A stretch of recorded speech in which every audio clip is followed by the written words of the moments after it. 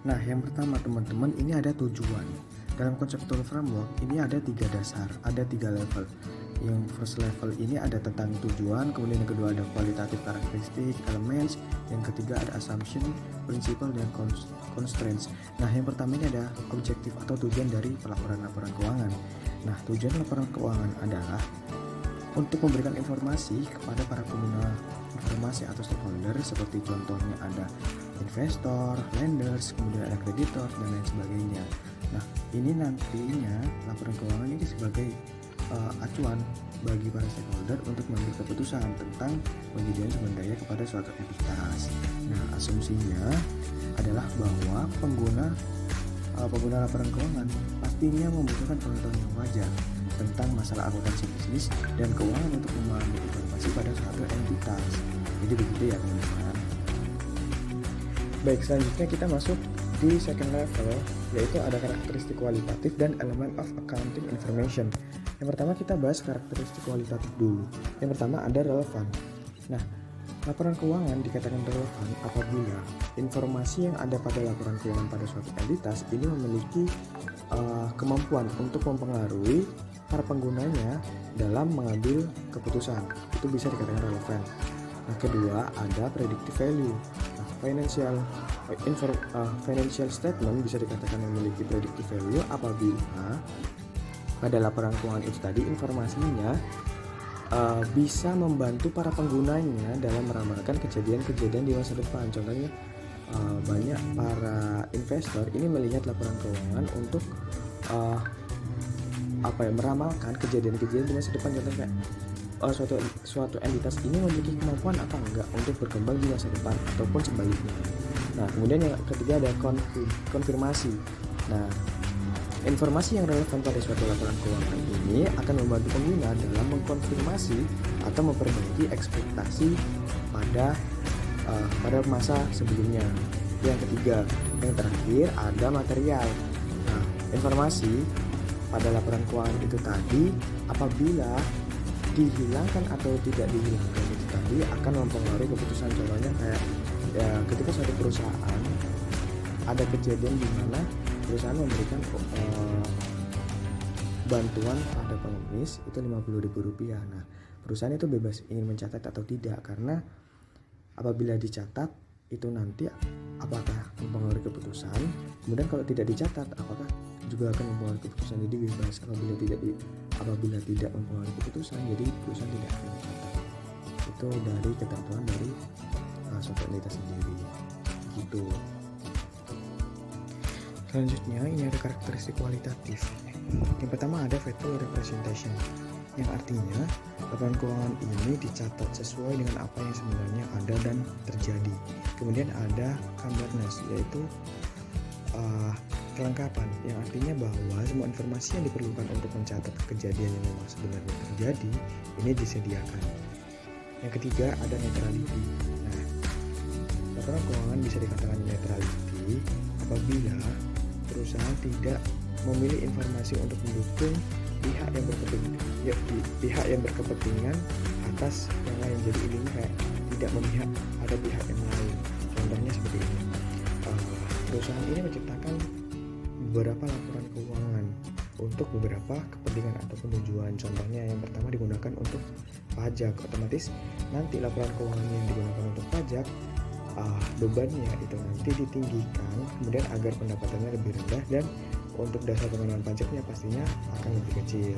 Itu salah satu bentuk tidak neutrality dari laporan keuangan. Kemudian seperti menciptakan laporan keuangan lainnya untuk digunakan investor, untuk kebutuhan investor. Nanti pastinya pendapatan akan dinaikkan dan bebannya akan diturunkan untuk menarik investor dalam menanamkan modalnya. Nah, itu termasuk salah satu bentuk tidak netrality pada laporan keuangan karena berpihak atas kepentingan orang lain gitu. Yang terakhir ada item informasi yang bebas dari kesalahan akan menjadi representasi item keuangan yang lebih akurat. Jadi itu salah satu bentuk dari factual representation yang sudah saya jelaskan sebelumnya. Nah, yang selanjutnya adalah karakteristik kualitatif peningkat. Karakteristik kualitatif peningkat ini ada 4. Yang pertama ada comparable atau keterbandingan. Artinya, informasi yang diukur dan dilaporkan itu dianggap sebanding atau serupa dengan entitas lain yang sama. Yang kedua ada verifiability atau keterverifikasian. Artinya, informasi yang disajikan itu harus merepresentasikan keadaan ekonomi sebagaimana mestinya, harus sesuai dengan keadaan. Nah, artinya dapat diverifikasi. Jadi ketika pengukur independen itu mengukur dengan menggunakan metode yang sama, akan memperoleh hasil yang serupa. Meskipun nantinya ada perbedaan ya, mungkin itu tidak akan banyak. Intinya akan tetap hasilnya itu hampir sama, tidak beda jauh. Nah, yang ketiga ada timelines. Artinya, laporan yang disajikan itu harus diterbitkan pada waktu yang tepat untuk pengambilan keputusan. Karena nantinya laporan keuangan yang disajikan itu akan mempengaruhi keputusan para pembuat keputusan seperti investor, kreditor, dan lain-lain. Dan lain-lain maksudnya pihak yang berkepentingan ya. Nah, yang terakhir ada understandability, artinya keterpahaman atau dapat dipahami.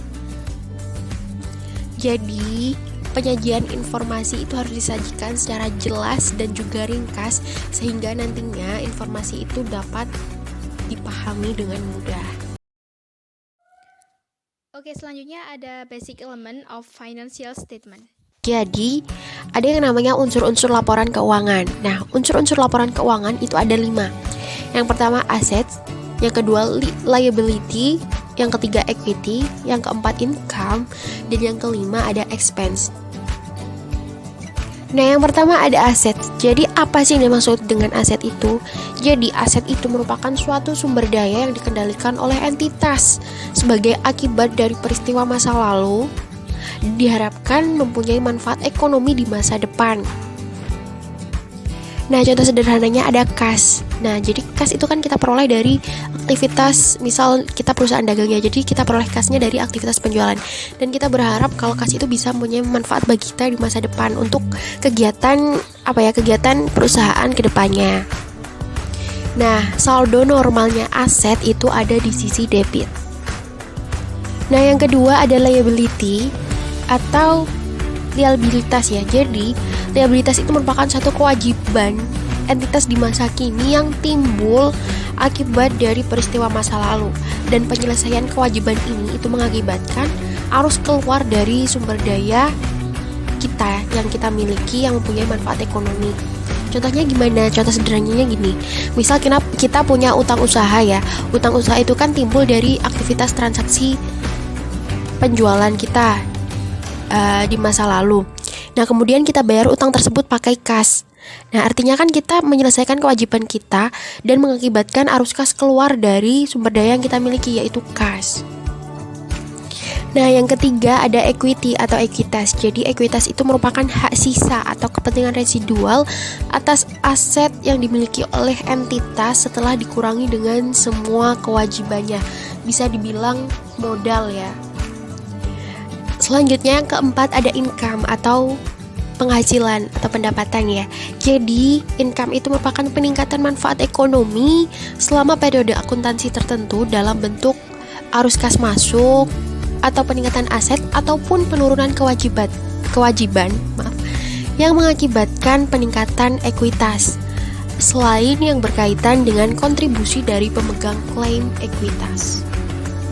Jadi yang terakhir ada expense atau beban. Jadi beban ini merupakan penurunan manfaat ekonomi selama periode akuntansi tertentu dalam bentuk arus kas keluar atau penurunan aset ataupun timbulnya kewajiban yang mengakibatkan terjadinya penurunan ekuitas, kecuali yang berkaitan dengan distribusi ke pemegang klaim ekuitas.